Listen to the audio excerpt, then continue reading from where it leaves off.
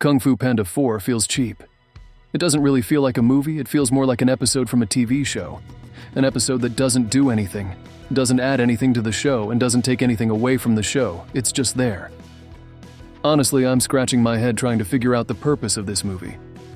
It feels like a pointless addition that should have remained an idea on the cutting room floor. Let's not forget the trailer. The first time I laid eyes on it, I was already bracing myself for disappointment. I went in with the bar set low, but boy, did this movie manage to limbo right under it.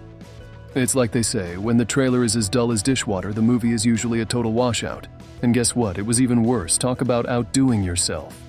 I'm gonna make this one really short and quick. Let's cut to the chase here. There's hardly anything worth discussing.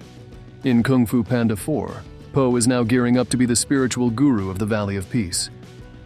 But wait, there's a twist. This means he can't be the dragon warrior anymore. So now he's on a wild goose chase to find someone else to take up his mantle. During all this, Po decides to join forces with a fox bandit named Zhen. They're on a mission to defeat an evil sorceress who goes by the name of the Chameleon. And her master plan is to steal Po's Staff of Wisdom to collect all the powers of the villains Po has sent packing to the spirit realm. First, let me tell you what's good about it. The visuals are all right, they look cool. The action sequences are not bad, they're decent. They are what you would expect from a Kung Fu Panda movie. And I guess the humor is kind of fine, but it's a bit hit or miss. Mostly miss for me. I think I managed a chuckle, maybe 3, during the entire ordeal. And that, my friend, is the extent of its virtues. Now let's talk about the problems. The movie's pacing is about as exciting as watching grass grow. There's no tension, no stakes, just a whole lot of nothing. And the villain, the Chameleon, is the most underwhelming antagonist in the entire franchise. She's practically invisible until the final act of the movie. Talk about a late bloomer. The most evil thing that she does is kick someone down the stairs. Shifu literally kicks Po down the endless stairs of the Jade Palace in the first movie. I guess he is more evil than our antagonist. Kicking someone down the stairs is how abortions worked back in the day. That's more evil than anything our villain does. And the actress who does the voice of the Chameleon, Viola Davis. She just doesn't sound threatening to at least help the audience take the villain more seriously. And then there's Awkwafina. She's in the movie too, but when you hear her character, all you can hear is, well, Awkwafina. It's like she didn't even try to change her voice for the role. Now take Jack Black, for instance. He voices Po, but when you hear Po, you don't hear Jack Black, you hear Po.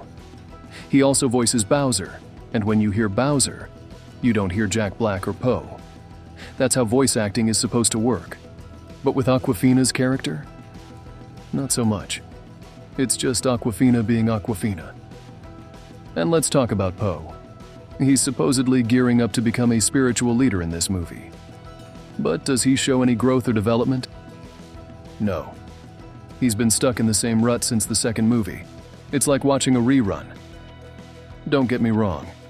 He is still the funny and charming panda that we've all known, but he's just the same in a plot where he is supposed to change. And what happened to the Furious 5? They're conspicuously absent from this movie. I guess they couldn't afford to pay the voice actors for them. But hey, they had enough in the budget to bring in Awkwafina. Go figure. Oh, and don't even get me started on the supposed friendship between her and Po. I mean, who are they kidding? Their chemistry was as exciting as watching paint dry. It's like comparing a candle to the sun when you put it next to what he has with Tigress. But the saving grace of this movie, Mr. Ping and Lee. They were the only characters who managed to squeeze a laugh out of me. Honestly, if they ditched the whole movie and just made a miniseries with these two, it would have been a hit. And I can hear the counter-arguments already. Why so serious? It's a kid's movie. Well, the first 2 movies had a certain gravitas to them. They weren't just fluff. They had substance. You can't just throw in a whimsical, inconsequential adventure and call it the next big thing in the series. It's like they've forgotten what made the franchise special in the first place. It's not just about the laughs and the action sequences. It's about the journey, the growth, the lessons learned. But with Kung Fu Panda 4, it feels like all of that has been tossed aside in favor of cheap laughs and flashy visuals. This movie feels like an afterthought, an unnecessary appendage to the Kung Fu Panda franchise. It's not a total train wreck that completely derails the series, but it doesn't exactly add any value either. It just seems to shrink the expansive universe we've come to love, making it feel a lot less grand and a lot more mediocre. Alright, so Kung Fu Panda 4. Have you seen it? What did you think about it? Comment below, let me know. If you like what you've seen here, hit that like button and subscribe. And if not, tell me why in the comments.